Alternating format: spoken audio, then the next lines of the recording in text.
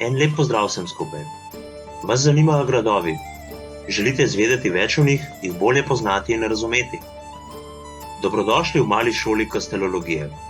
Moje ime je Jure in v prvem delu bomo spoznali nekaj osnovnih pojmov in se naučili razločevati med posameznimi vrstami grajskih stavb. V nadaljevanju serije pa se bomo gradovom posvetili podrobneje, tako da bo nekaj novega prav za vsakogar, tako za ljubitelje kot za strokovnjake.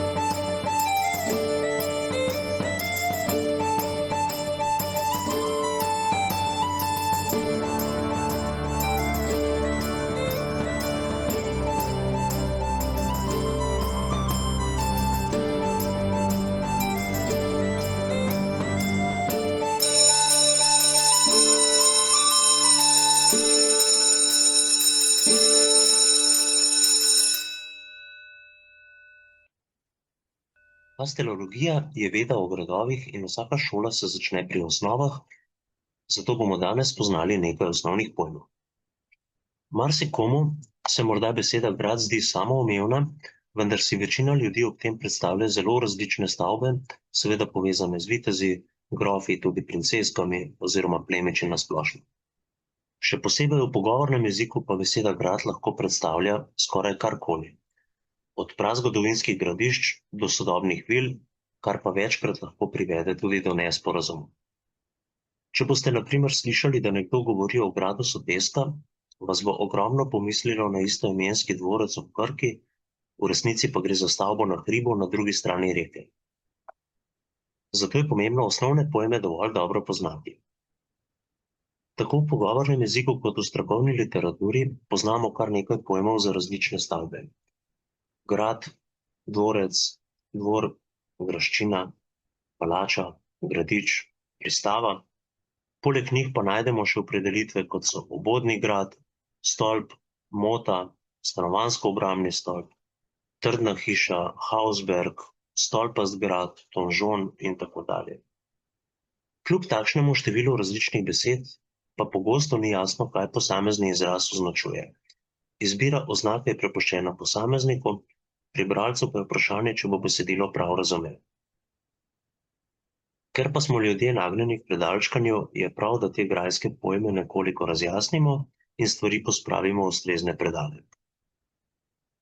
Na to temo že obstaja odličen članek Kaj je grad, ki ga je spisal Igor Sapač in ga toplo priporočam v branje.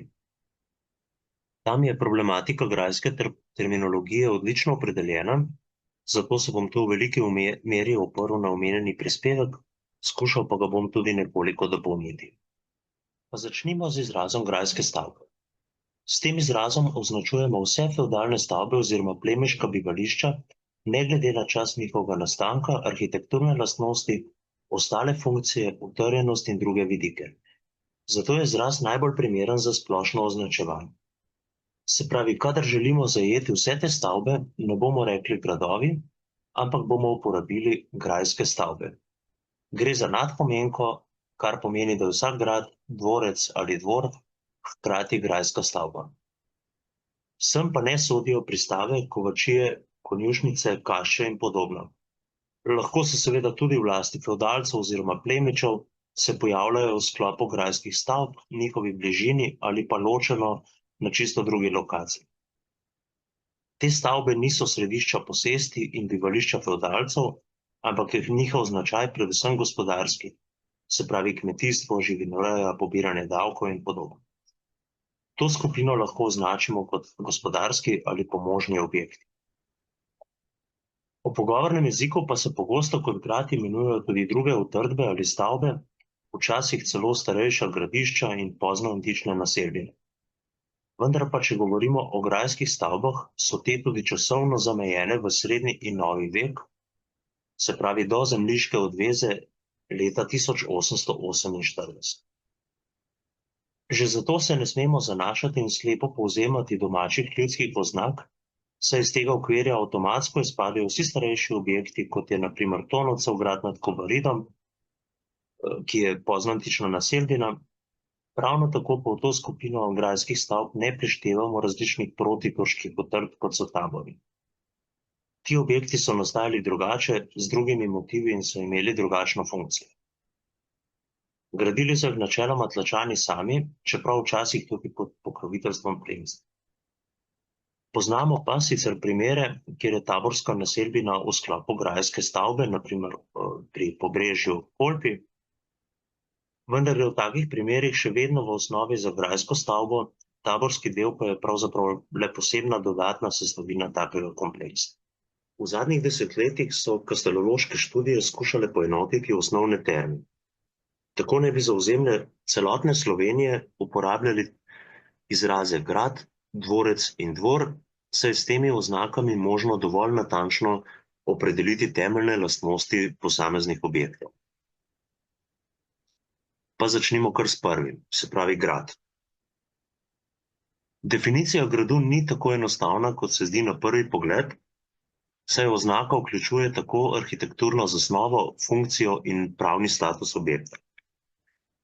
Igor Sapač ponudi dve definiciji gradu. Širša definicija, uporabna tudi za stavbe izven slovenskega prostora, se glasi: grad je utrjen, stalno naseljen profani stavbni kompleks, ki ima funkcijo središča samostojnega pravno določenega območja in ki je nastal pred zemljiško odvezo leta 1848. Za slovenski prostor in obdobje srednjega veka pa je nekoliko bolj uporabna ožja definicija, se pravi, grad je v osnovi srednjeveški utrjen stavbni kompleks na naravno ali umetno zavarovani lokaciji, ki ima funkcijo središča fevdalne zemljiške posesti in je prebivališče fevdalnega gospoda ali njegovega namestnika. Včasih pri označitvi kompleksa kot grad ni nobenih težav, saj so stvari več kot dovolj jasne. Taki primeri so nedvomno grad Kamen, grad Celje, grad Hmelnik in podobni, zatakne pa se pri objektih, ki so bili kasneje rezidenčno predelani, kot na primer Vrbovec ali Sevnica, in pri utrjenih dvorcih, kot sta Krumperk ali Fužine. Poseben problem, ki ga bo potrebno še rešiti, pa so manjše utrdbe, kot so Glinje, Ajdovgrad ali Štravberk. V osnovi imamo torej dva problema. Prvi je dejstvo, da grajske stavbe niso bile zgrajene naenkrat, ampak so bile v času svojega obstoja podvržene različnim predelavam in prezidavam, ki so lahko občutno spremenile lastnosti oziroma značaje kompleksa. Drug problem pa so omenjene manjše utrdbe in s tem vprašanje, kam jih uvrstiti. Zato bom skušal v nadaljevanju predlagati osnovne kriterije, katerim naj bi nek kompleks ustrezal, da ga lahko označimo kot grad, pri tem pa bom izhajal iz prej omenjene ožje definicije gradu in naloge posameznih objektov. Zdaj pa dobro poslušajte, ker bo to testom. Prvi kriterij, ki se ponuja samo od sebe, je nedvomno čas nastanka. Pri nas so gradovi večinoma nastajali v času med 11. in 13. stoletjem, le redki so nastali že prej, ravno tako so redke tudi kasnejše novogradnje.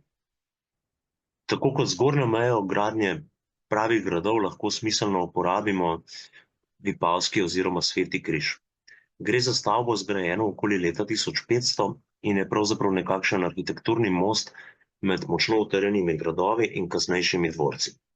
To pomeni, da lahko čas nastanka gradov okvirno zamejimo med leti 1000 in 1500, kasnejše gradnje pa je potrebno obravnavati drugače. Naslednji kriterij je vsekakor stopnja utrjenosti. To je žal nemogoče ocenjevati absolutno matematično, zato je ocena neizbežno subjektivna. Poleg tega se lahko ob novih spoznanjih, rezultatih raziskav in podobno tudi spremeni. Vseeno pa si lahko pri oceni pomagamo z nekaterimi izhodišči. Prvo je zavarovanost lokacije. V slovenskem prostoru gre večinoma za že naravno težje dostopne lokacije, dodatno zavarovane z jarke in podobno. Naslednji kriterij pa so same utrdbene sestavine kompleksa, se pravi obzidje, stolpi, morebitne dodatne utrdbe, jarki, nasipi, V pomoč pa so tudi podatki o debelinah sten. Poenostavljeno rečeno, gradovi so bili v primerjavi z drugimi sočasnimi utrdbami sorazmerno močno utrjeni in običajno arhitekturno kompleksnejše zasnove od ostalih. Zadnji zelo pomemben kriterij pa je tako imenovani pravni status stavbe oziroma njenih posestnikov. Če so ohranjene, je pravni status najlažje ugotavljati s pomočjo zgodovinskih listin. Gradovi se namreč v zgodovinskih virih običajno omenjajo z oznakami castrum, castellum, house ali vest oziroma fest, redkeje burg.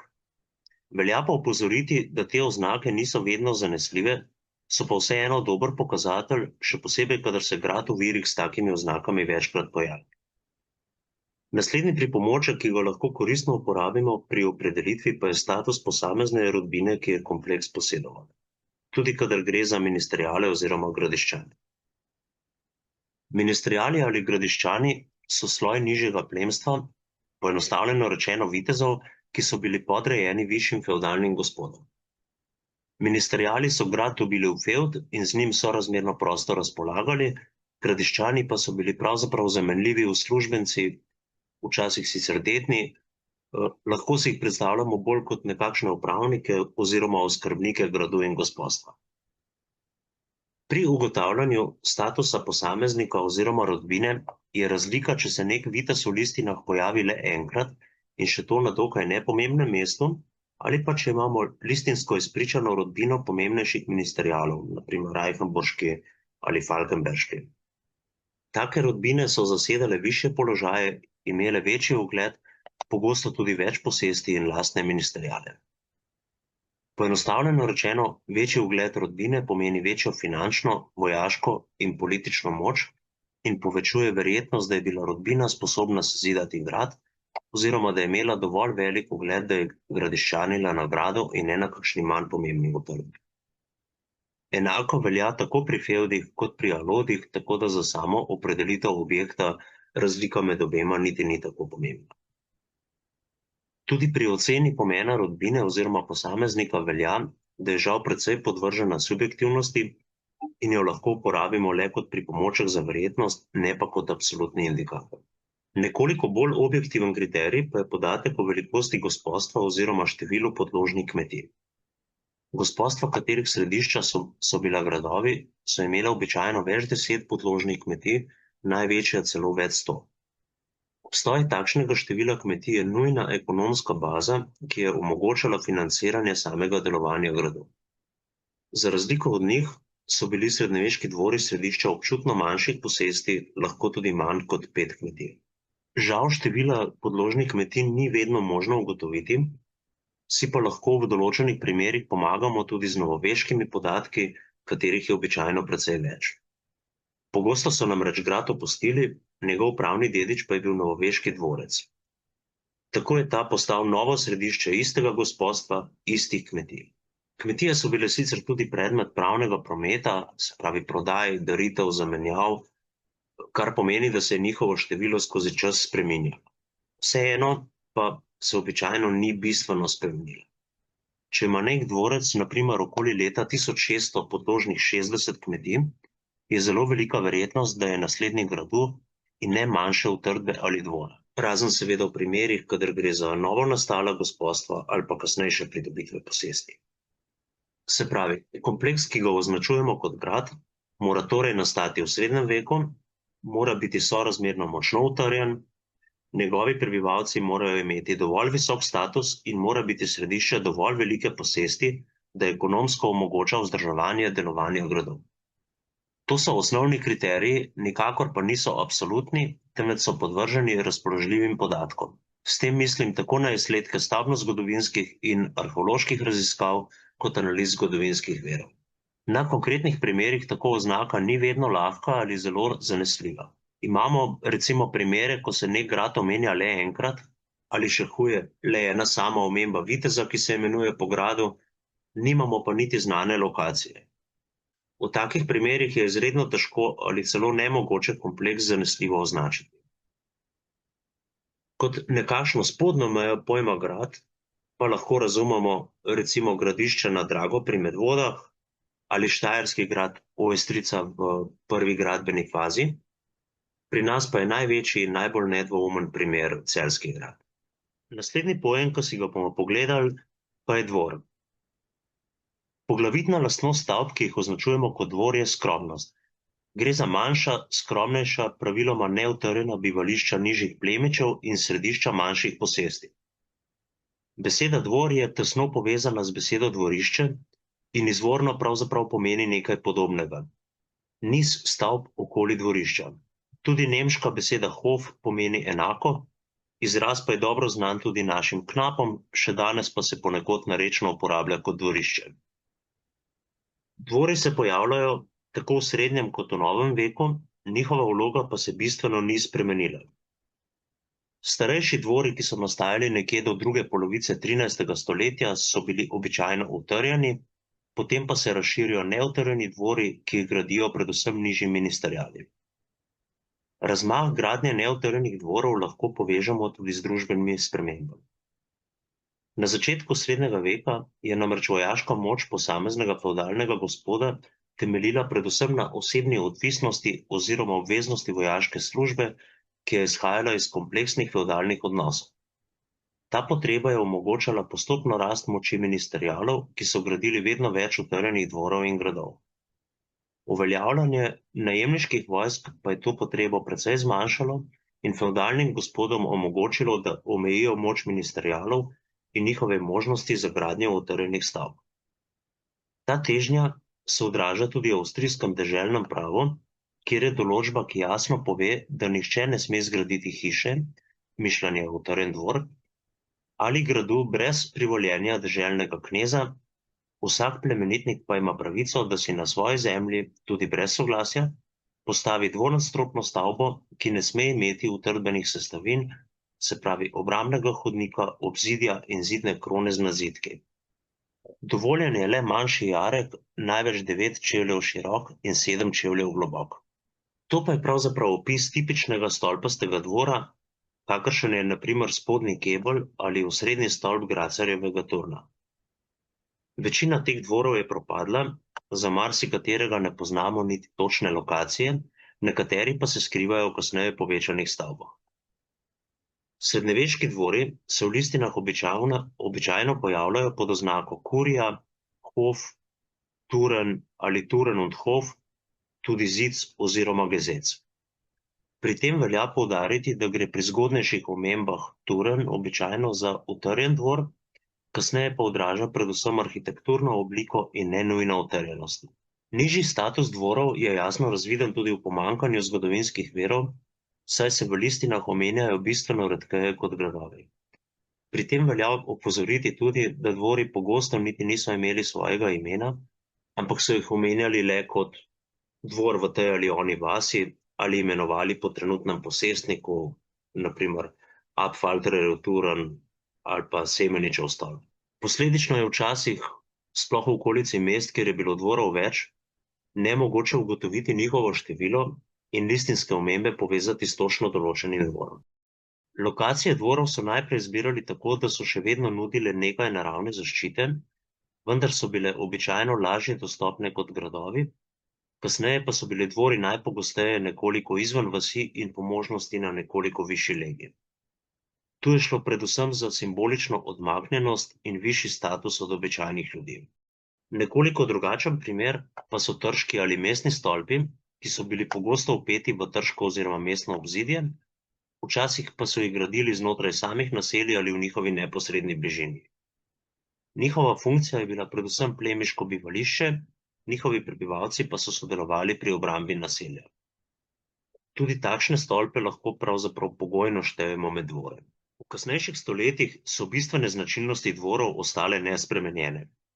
Gre za enostavne stavbe, ki so središča manjših posesti, pogosto med 5 in 15 kmetijami. Arhitekturno gledano se v času renesanse razširi tako imenovani štok, sorazmerno preprosta stavba zidana na pravokotni osnovi, kasnejši dvori pa so včasih izgledali le kot bogatejše kmetije, na primer dvor Hotič ob Savi. Tako bi lahko pojem dvor definirali približno tako. Dvor je skromnejši srednjeveški ali novoveški stavbni kompleks, ki ima funkcijo središča manjše fevdalne posesti in je prvenstveno namenjen bivanju nižjega fevdalca oziroma gospoščinskega nameščenca. Ostane nam še zadnja vrsta grajskih stavb in to je dvorec. Pojem dvorca ima podobno problematiko kot pojem gradu.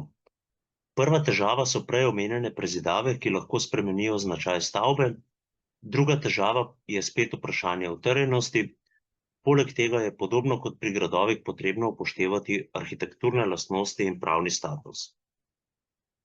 Začetek gradnje dvorcev je tesno povezan z družbenimi spremembami, zmanjšanjem turške nevarnosti in podobno.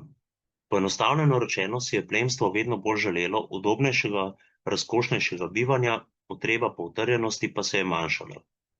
Tako so marsikje opustili grad, ki takega udobja ni mogel nuditi, in na lažje dostopni lokaciji v dolini pozidali novo središče gospodstva, dvorec. Spet drugod pa so gradove prezidali v udobne rezidence, na primer Torjak, Raka, Sevnica. Običajno je šlo za gradove, ki so bili sorazmerno lahko dostopni. Tako bi se lahko osnovna definicija pojma dvorec glasila približno tako. Dvorec je novoveški neutrjen ali manj utrjen stavbni kompleks, ki ima funkcijo središča fevdalne posesti in je prvenstveno udobna bivalna rezidenca. Podobno kot pri pojmu grad, bom tudi tu skušal prikazati osnovne kriterije, da lahko stavbo označimo kot dvorec.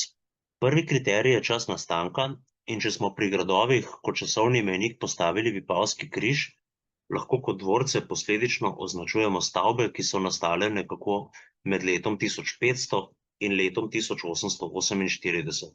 Takrat je namreč prišlo do zemljiške odveze, ki je pomenila ukinitev podložništva in odpravo vrhovnih pravic gospodske nad zemljišči, in s tem je bilo dejansko konec fevdalizma. Zato stavbe, ki so nastale kasneje, ne morejo več predstavljati fevdalnih središč. Drug kriterij je udobnost oziroma razkošnost. Podobno kot pri ocenjevanju utrjenosti je tudi ocenjevanje udobja, ki ga je stavba nudila, podvržena subjektivni presoji razpoložljivih podatkov o kompleksu. Drži pa, da imamo običajno teh podatkov več kot pri gradovih. Več stavb je ohranjenih, na voljo imamo več zgodovinskih virov, katastre, včasih tudi stare fotografije in razglednice. Pri oceni udobja sta prva kriterija izbor lokacije in sama velikost objekta. Lokacije so bile praviloma izbrane tako, da so bile enostavno dostopne, morda na blagi vzpetini, kot je Brdo pri Lukovici, ali nekoliko oddaljene od naselja, na primer Novo Celje. Praviloma pa je bilo dovolj prostora tudi za park, ribnike, sadovnjake in podobno. Same stavbe so običajno dokaj velike in nudijo veliko bivalnega prostora. Pri neutrjenih dvorcih pri oznaki ni posebnih težav, previdni pa moramo biti pri ocenjevanju utrjenosti pri tistih dvorcih, ki imajo tudi utrdbene sestavine. Na prvi pogled recimo med Brežicami in Fužinami ni bistvene razlike, Brežice so celo razkošnejše od Fužin. Vendar pa že bežna analiza utrdbenih sestavin pokaže, da imajo Brežice precej močnejše vogalne stolpe, ki so s poševnimi pritličji in debelino sten grajeni tako, da dokaj dobro prenesejo topovsko obstreljevanje. Pri Fužinah pa temu ni tako, stolpi niso tako močni, ravno tako ne zunanje stene. Stavba resnejšega napada ne bi zdržala, utrjena je predvsem za obrambo pred slabše oboroženimi skupinami Turkov ali pred roparskimi skupinami. Poudarek torej ni na utrjenosti, ampak na bivalnem udobju. To je pri dvorcih bistveno. Enako lahko kot dvorec označimo Krumperk in Brdo pri Lukovici, prej omenjene Brežice pa so primer gradu, ki so ga prezidali v udobno rezidenco. Glede na to, da so dvorci večinoma nadomestili starejše gradove, je logičen kriterij tudi velikost gospodstva. Velja namreč enako kot pri gradovih, da so dvorci potrebovali dovolj veliko ekonomsko bazo in lahko opazimo, da imajo enako kot gradovi običajno podložnih več 10 kmetij. V primerjavi z gradovi pa se situacija nekoliko spremeni glede posestnikov. Čeprav so še vedno med njimi predvsem fevdalci, pri dvorcih kot lastnike in zakupnike večkrat najdemo meščane in kasneje tudi industrialce, precej posestnikov pa je prihajalo tudi iz vrst novopečenega plemstva. Torej sam status oziroma plemiški naslov ni več nujen, pomembno je le, da je imel posestnik dovolj kapitala, bogastvo posestnikov pa se na stavbi običajno kaže tudi navzven, predvsem z bogatimi fasadami. Kompleks, ki ga označujemo kot dvorec, je torej nastal v novem veku, je bil središče večje fevdalne posesti, bil je neutrjen ali manj utrjen, njegovi posestniki pa so morali imeti predvsem dovolj kapitala.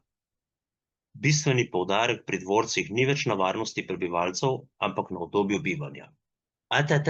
Kam greste? Ni še konec ure.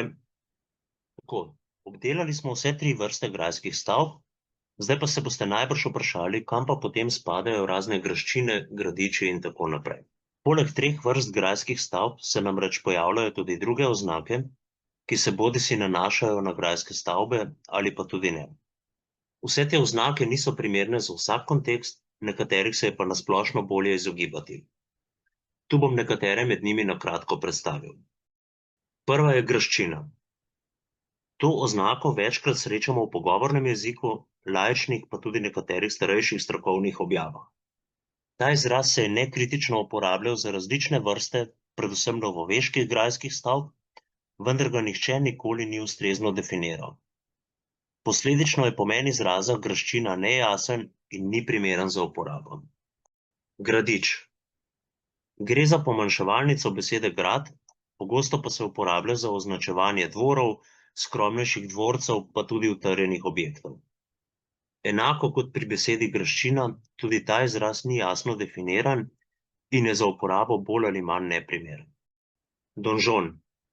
To je francoski izraz, ki označuje osrednji stanovanjsko-obrambni stolp in je soroden angleškemu izrazu keep. Pri nas se je uveljavil arhitekturni tip gradu in izraz trdna hiša, na nemško govorečem območju pa se uporabljata predvsem izraza Hauptturm, to je glavni stolp, in Wohnturm, kar pomeni bivalni stolp. Izraz donžon v zadnjih letih večkrat zasledimo kot oznako za manjše srednjeveške utrdbe, osebno pa menim, da je to vrstna raba neprimerna. Bolj primerno je, da se držimo pri nas uveljavljenega izraza trdna hiša, pri označevanju manjših utrdb pa uporabimo rajši izraz utrjen dvor. Konec koncev gre za različne stvari in prav je, da se to odraža tudi z različnimi izrazi. Pomembno je tudi, da tako donžon, trdna hiša in utrjen dvor ne predstavljajo vrst grajskih stavb, ampak njihov arhitekturni tip ali sestavino. O tem več v enem od naslednjih delov serije. Hausberg. Oznako zadnja leta arheologi uporabljajo za označevanje manjših, preprostih srednjeveških utrdb. Tu velja podobno kot pri izrazu donžon, da bi bila bolj primerna slovenska oznaka utrjen dvor, ter da gre za arhitekturni tip in ne vrsto grajske stavbe. Stanovanjsko-obrambni stolp. Izraz označuje multifunkcionalno stavbo, ki združuje stanovanjsko in obrambno funkcijo. Izraz je primeren pri opisovanju posameznih sestavin gradov ali utrjenih dvorov, ni pa primeren za oznako osnovne vrste grajske stavbe ali arhitekturnega tipa. Če želimo označiti arhitekturni tip gradu, je bolj primerna oznaka trdna hiša, ki je v stroki že dobro uveljavljena. Stolp. Izraz stolp je popolnoma neprimeren za označevanje osnovnih vrst in arhitekturnih tipov grajskih stavb. Je namreč močno presplošen, saj gre za nadpomen kot celi vrsti različnih stolpov. Bergfried, propugnaculum, flankirni stolp, stolpast dvor, stanovanjsko-obrambni stolp, šala, konec koncev je tudi zvonik stolp. Zato priporočam, da se uporablja le v splošnih opisih grajskih stavb, kjer ni potrebna podrobnejša opredelitev, pa še takrat le za stolpe s prvenstveno obrambno funkcijo. Primer pravilne uporabe. Prvotno trdno hišo so okrepili z obzidjem s 3 stolpi. Primer napačne uporabe. Jedro gradu je stolp. Tu je potrebna podrobnejša opredelitev, na primer obrambno jedro gradu je stolp Bergfried ali jedro gradu je stanovanjsko-obrambni stolp ali kaj podobnega. Stolpast grad. To je izraz, ki ga večkrat zasledimo tudi v strokovni literaturi. Tudi ta izraz ni ustrezno definiran, njegova uporaba pa kaže nepoznavanje osnovnih arhitekturnih tipov grajskih stavb. Izraz naj bi pomenil nekaj podobnega kot manjši grad, katerega jedro je stolp. Vendar je problem, da so avtorji tu večkrat označevali različne vrste stolpov oziroma stolpastih stavb. Tako bi lahko kot stolpast grad označili trdne hiše, mote, stolpaste dvore in tako naprej. Zato mislim, da je izraz preveč nejasen in ni primeren za uporabo. Palača. Oznaka, ki se lahko uporablja za označevanje dveh skupin stavb. Prva so najrazkošnejši dvorci, na primer Versailles ali pa Schönbrunn, ki jih pri nas pravzaprav niti ni. Druga skupina pa so stavbe, katerih je tudi v našem gradivu veliko. Gre za bogate velike hiše v mestih, ki so jih gradili plemiči, premožni meščani in drugi. Arhitekturno so sicer primerljive z dvorci, vendar niso središča posesti. Tabor. Protiturška utrdba, namenjena zaščiti prebivalstva in njihovega premoženja, pogosto zgrajena okoli cerkev. Tabori ne spadajo med grajske stavbe, ampak gre za drugačno vrsto utrdb. Mota. Gre za arhitekturni tip gradu oziroma pri nas pogosteje utrjenih dvorov. Poglavitna lastnost mot je, da je šlo za umetno nasuto zemljeno kopo, na kateri so postavili sorazmerno preprosto utrdbo. Turmburg ali Turmhügelburg. To sta nemška izraza, ki običajno označujeta mote ali pa motam podobne objekte. Dobeseden prevod bi se glasil približno stolpast grad na kopi. Pri nas ga zasledimo redko, bolj primeren izraz za osnovno vrsto objekta bi bil utrjen dvor. Kadar pa govorimo o arhitekturnem tipu, pa mota, ki je že uveljavljen izraz tudi v naši literaturi. Trdnjava. Trdnjava je vrsta utrdbe, ki je nastanjena z vojaško posadko in za razliko od gradu ni namenjena prebivanju plemiča, niti ni središče posesti. Ravno tako trdnjave niso omejene le na srednji vek, ampak se v različnih oblikah pojavljajo v različnih obdobjih, vključno z moderno dobo. Primer je trdnjava Kluže. Utrdba. Utrdba je splošen izraz, ki označuje utrjeno postojanko, ne glede na vrsto utrdbe, čas nastanka in podobno. Kot tak je primeren le za splošno označevanje utrjenih lokacij in se lahko uporablja za naselbine, gradove, tabore, stolpe, trdnjave, bunkerje in tako naprej. Še nekaj besed o označevanju stavb v praksi. En večjih problemov, s katerim se soočamo pri opredeljevanju grajskih stavb, je dejstvo, da so skozi obdobja doživljale številne prezidave, ki so lahko tudi temeljito zabrisale oziroma spremenile njihov značaj. Tak primer so vsekakor prezidave, ki so srednjeveške gradove spremenile v udobne rezidence, enako velja za primere, kjer se je skromen stolpast dvor razrasel v širšo zasnovo, bodisi grad ali dvorec. Zato je potrebno pri vsakem posameznem primeru upoštevati celotno obdobje obstoja in stavbno-zgodovinski razvoj. Ena od možnosti je, da se upošteva prvotno in končno zasnovo in oboje ustrezno opredeli.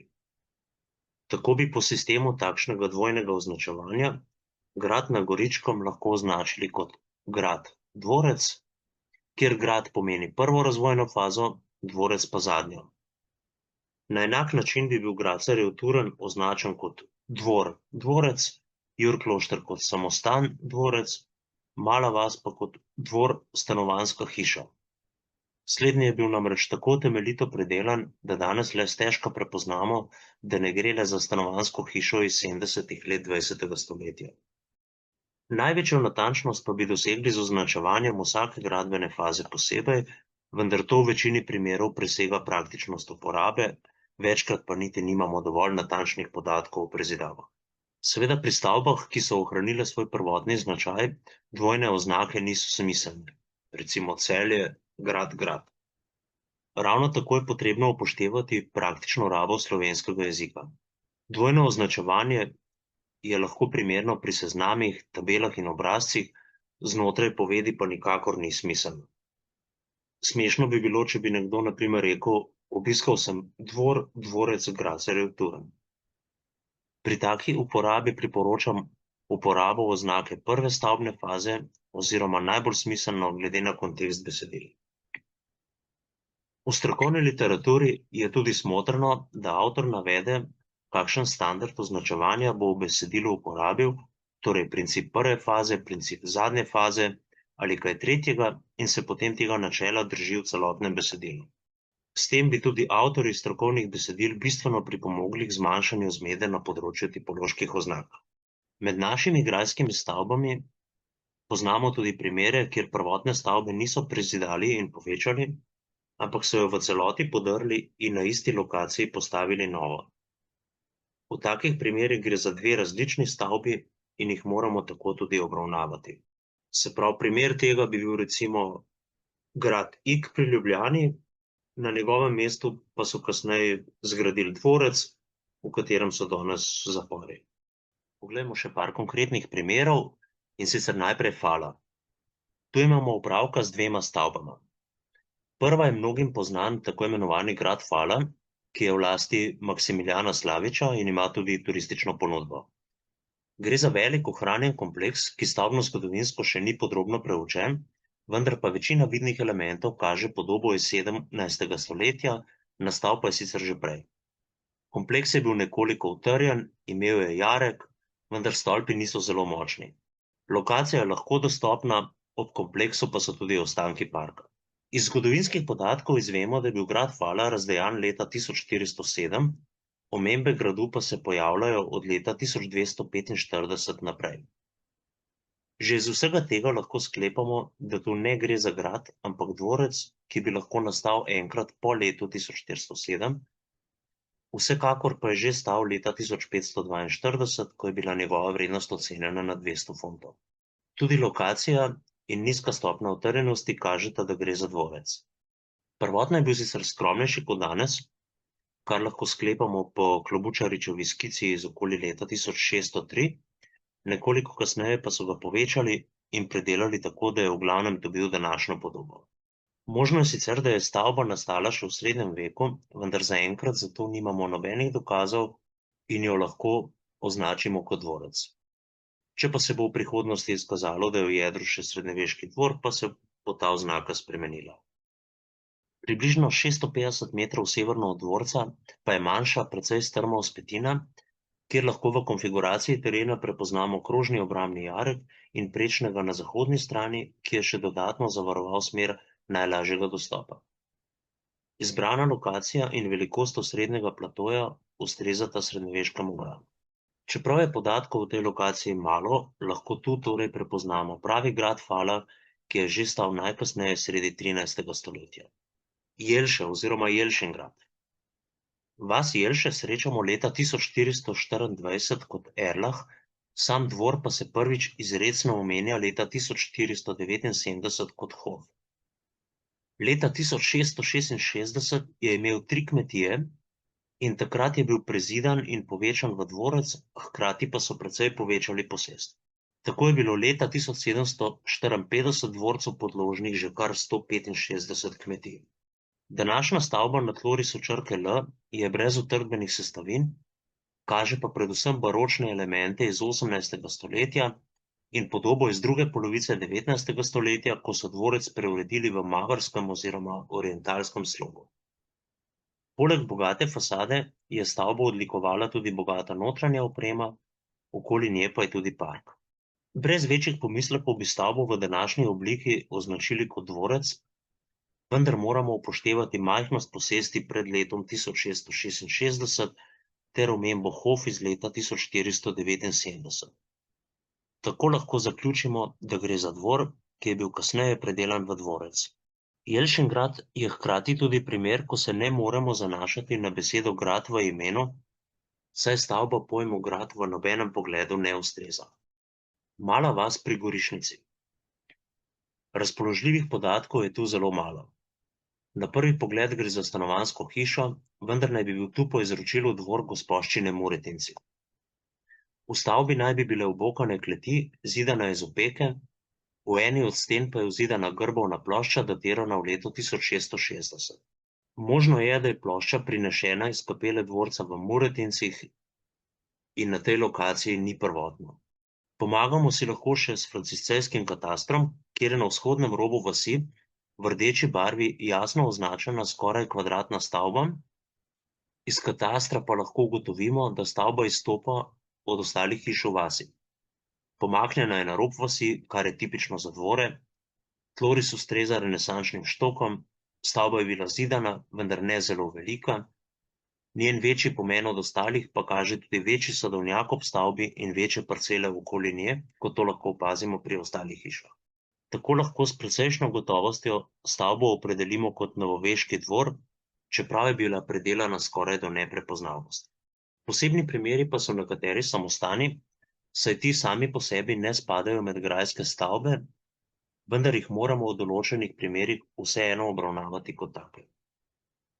Tak primer je recimo Jur Klošter. Samostan je začel propadati v 16. stoletju, leta 1635 so ga opustošili uporni kmetje, proti koncu 17. stoletja pa je bil že v razvalinah. Leta 1780 so del razvalin odstranili in na temeljih samostana pozidali nov dvorec. Nekoliko drugačen primer je samostan Bistra, danes tehniški muzej.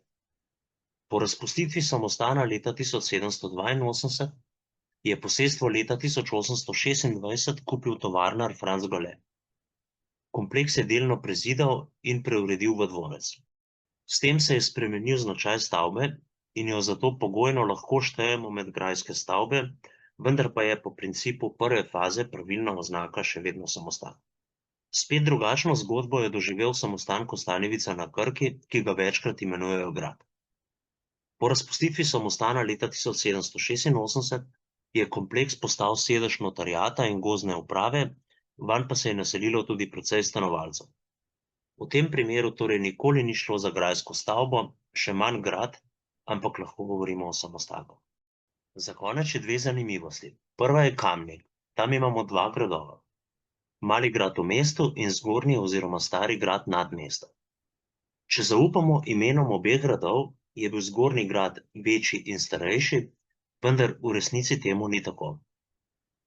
Oba gradova se sicer omenjata leta 1202, vendar je mali grad najverjetneje stal že v 11. stoletju, prva utrdba na tem mestu pa morda že konec 10. stoletja. Zgornji grad pa je, kot kaže, nastal v prvi polovici 12. stoletja, morda že konec 11. Poleg tega je bil mali grad v resnici večji. Tu je bil tudi sedež andeških grofov, medtem ko so na zgornjem gradu bivali njim podrejeni gradiščani. Ime mali grad lahko pripišemo dejstvu, da je palacij pogorel v poznem 13. stoletju in ga niso več obnovili. Tako sta v rabi ostala predvsem kapela in stolp še dolgo v novi vek, preostali del pa je bil v razvalinah, ki so služile tudi kot priročen kamnolom. Tu tiči razlog, da je spodnji grad postal mali, ime zgornjega gradu, stari grad, pa podobno kot pri nekaterih drugih primerih, pomeni prej opuščenega in ne starejšega. Druga zanimivost pa je vsem znani predjamski grad oziroma pravilno imenovan grad Jama. Grad je že sam po sebi arhitekturno izredno zanimiv že zaradi njegove lege pred vhodom v jamo in marsikdo med vami si ga je že ogledal. Ob ogledu ste lahko opazili, da je osrednji grad pozidan ob vhodu v jamo, poleg tega pa je znotraj jame še manjša utrdba imenovana Erazmov grad.